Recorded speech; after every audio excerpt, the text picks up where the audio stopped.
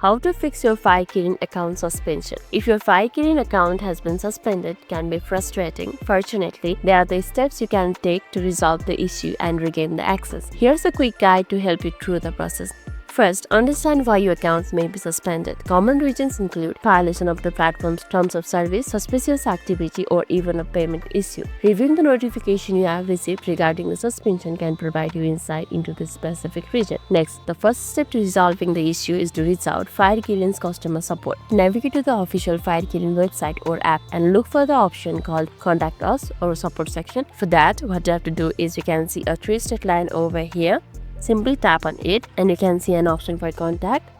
Tap on it, then go to Chrome or any browser that you like. Then simply tap on three-step line in the middle, tap on it. Then you can see an option for the contact. Simply tap on it.